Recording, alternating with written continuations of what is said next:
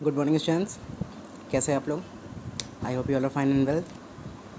Previous video में हम लोग पढ़ रहे थे अकाउंटिंग स्टैंडर्ड्स के बारे में। ठीक है, तो मैंने आपको बताया था अकाउंटिंग स्टैंडर्ड क्या होता है, क्या इसका ऑब्जेक्टिव होता है।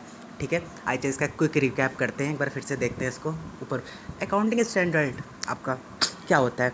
अकाउंटिंग स्टैंडर्ड्स आपके रूल्स एंड रेगुलेशन होते हैं जो कि आपकी क्या कहते हैं आपका बनाया जाता है chartered accountant institute of India से। ठीक है, institute of chartered accountant of India बनाती है, जिसमें कि रूल्स एंड रेगुलेशन सेट होते हैं कि इस तरीके से अकाउंटिंग होगी। ठीक है, क्या होता है ये अकाउंटिंग स्टैंडर्ड्स? क्या होते हैं? रूल्स एंड रेगुलेशन होते हैं। ठीक है, आपको तरीका बताते हैं कि इस तरीके से आपकी अकाउंट्स की बुक प्रिपेयर होगी। बनाता कौन है? Institute of chartered accountant of India. ठीक है, अब देखिए इसकी ज़रूरत क्यों पड़ी थी अकाउंटिंग स्टैंडर्ड बनाने की? अकाउंटिंग स्टैंडर्ड बनाने की ज़रूरत इसलिए पड़ी थी क्योंकि देखिए हर कोई अगर अपने हिसाब से अकाउंटिंग करेगा तो कितने तरीके का आप अकाउंटिंग याद रख पाएंगे और कितने तरीके का आप समझ पाएंगे, कितने तरीके का याद रख पाएंगे और कितने तरीके का समझ पाएंगे। लेकिन अगर सभी लोग एक ही तरीके से अकाउंटिंग करेंगे तो क्या होगा? समझने में आसानी होगी।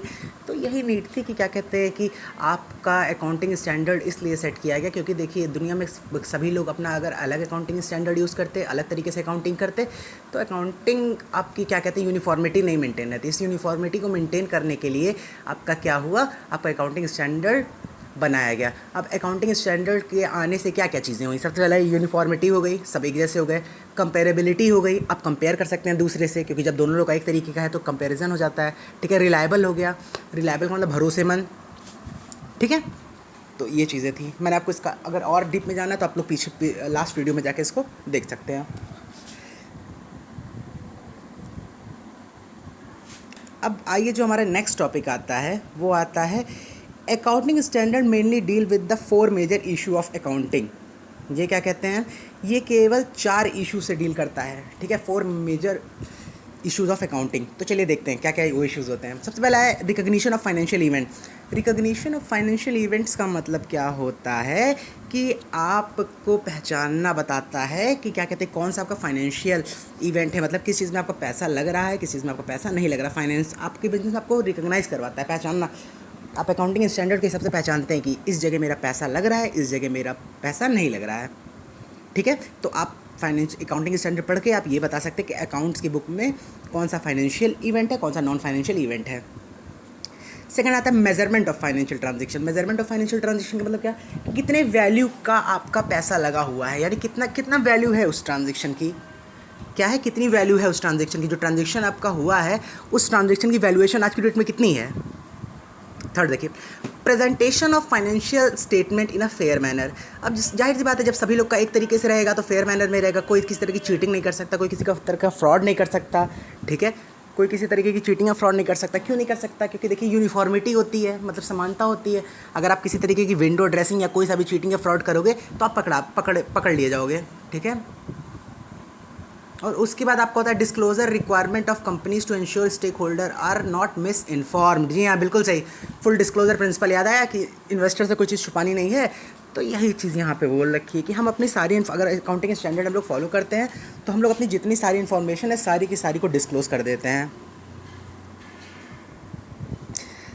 अब नेक्स्ट आपका ऑब्जेक्टिव मैंने पढ़ा दिया था, लेकिन अब मैं आपको एक बार फिर से बता देता हूँ ऑब्जेक्टिव क्या होता है। तो सबसे पहला ऑब्जेक्टिव होता है the main aim is to improve the reliability of financial statement. ठीक है, यानी कि सबसे पहला एम क्या होता है? आप उस पर भरोसा कर सकते हो, रिलायबल आप हो सकते हो। कब आपको रिलायबल होता है? कब किस केस में आपको रिलायबल होता है? जब आपके यहाँ कोई ऑडिटिंग होती है या कुछ होता है तो आपका क्या कहते हैं, अगर आपने अकाउंटिंग स्टैंडर्ड के हिसाब से अकाउंटिंग की है तो आपकी वो क्या होती है? रिलायबल होती है, भरोसेमंद होती है। सेकंड देखिए कंपेरेबिलिटी आपकी हो जाती है, देन देयर इज़ कंपेरेबिलिटी। ठीक है, कंपेयर कर सकते हैं, ये मैंने बता दिया था। उसके बाद it also look to provide one set of accounting policy that include necessary disclosure requirement and valuation method of the various financial transaction. ये बिल्कुल सही। आपके जितने भी फाइनेंशियल ट्रांजेक्शन हो रहे हैं, ठीक है, उसकी वैल्यूएशन निकालने में ही काम आता है। समझ में आ रहा है? अब जैसे मशीन की वैल्यू आज की डेट में कैसे निकलेगी, किस तरीके से निकलेगी? फाइनेंस आपका अकाउंटिंग स्टैंडर्ड बताएगा।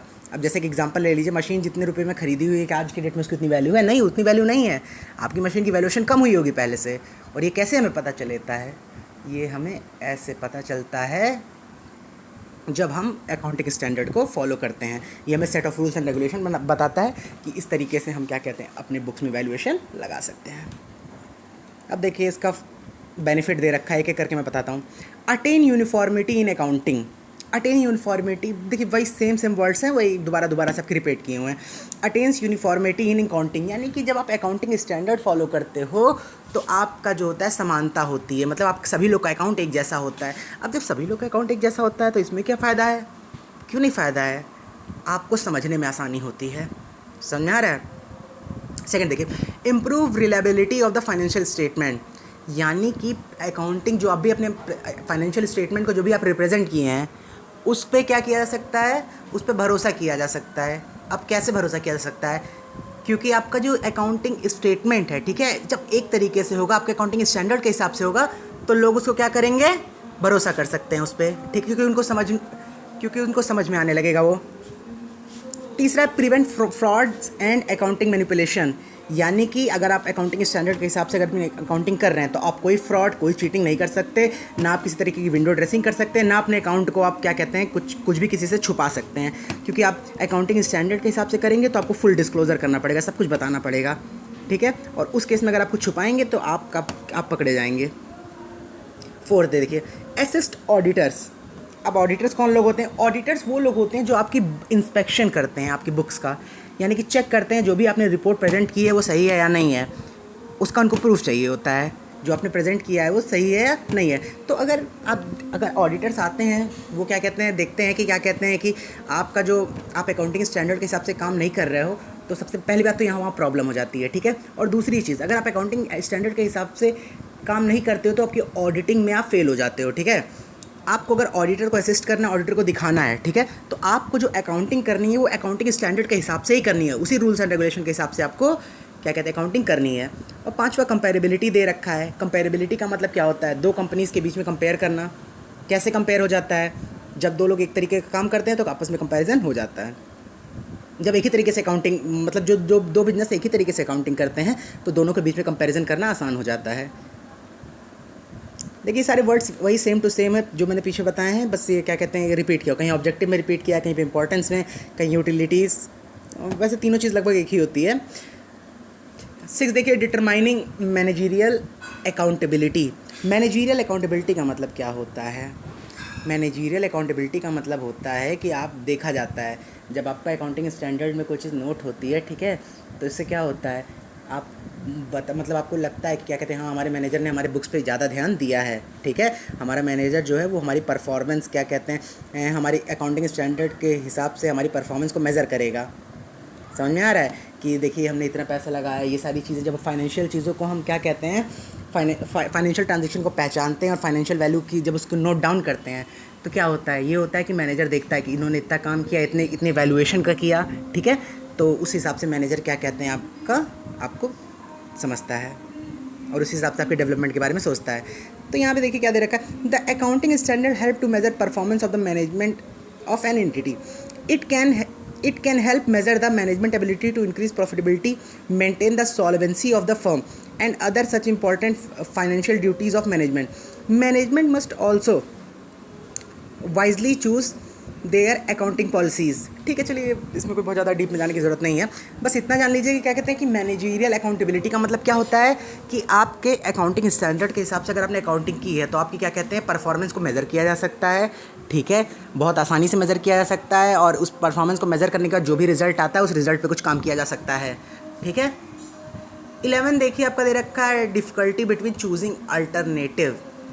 जी हाँ, बिल्कुल सही, वैसे ही आपके कोर्स में नहीं है, चलिए लेकिन इसको बाद में ही हम लोग करते हैं, ठीक है। ये रिस्ट्रिक्टेड स्कोप, ये भी आपके क्वेश्चन में नहीं है। आप लोग केवल इसमें पता है कहाँ तक कर लीजिएगा, आप लोग को जो ये करना होगा